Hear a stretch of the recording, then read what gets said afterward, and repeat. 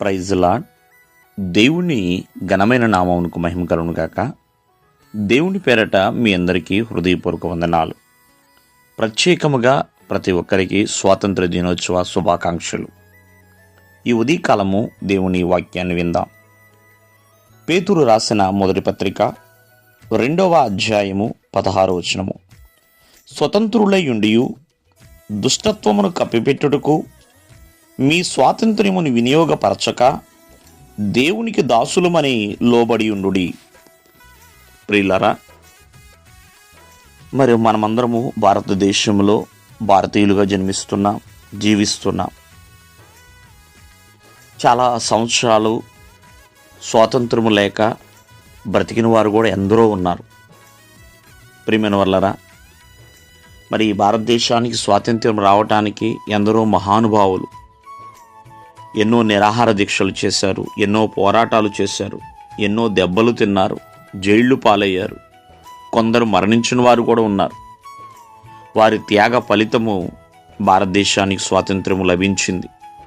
ఎన్నో పోరాటాలు చేస్తేనే మరి భారతదేశంలో ఉన్న ప్రజలు బానిసత్వం నుంచి విడుదల పొందిన వారు కూడా ఉన్నారు. ప్రతి భారతీయుడు స్వతంత్రంగా స్వేచ్ఛగా తిరగటానికి అవకాశం అనేది లభించింది. కావున ఆ దేశము యొక్క క్షేమాభివృద్ధి కొరకై ప్రతి ఒక్కరూ కూడా ప్రార్థన చేయాలి. ఈరోజున ఆలోచించండి, స్వతంత్రులయుండియు దుష్టత్వమును కప్పిపెట్టడానికి, దుర్మార్గము దుష్టత్వము కప్పిపెట్టడానికి నీవు కలిగి ఉన్న స్వాతంత్ర్యాన్ని వినియోగపరచకూడదని. నాకు దేనికైనా స్వాతంత్ర్యం ఉంది కదా అని చెప్పి దుష్టుణ్ణి శిష్యుడిగా మార్చకూడదని. ప్రియమైన వాళ్ళరా, దుష్టత్వాన్ని కప్పిపెట్టకూడదు. కావున ఈ స్వాతంత్ర్యము దుర్వినియోగం చేయకూడదు అనే విషయాన్ని మనం గ్రహించాలి. ఈ ఉదయకాలమందు చూడండి, ఇశ్రాయేలు ప్రజలు ఐగుప్తు దేశం నుంచి విడుదల పొందిన తర్వాత వారికి స్వాతంత్ర్యం వచ్చింది.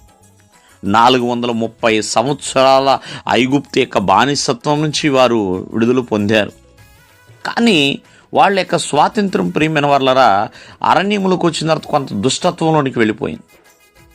దేవుణ్ణి విడిచిపెట్టేశారు. ప్రభువుకి విధేయులుగా ఉండలేకపోయారు. ప్రభువుని సరిగా ఆరాధించలేకపోయారు.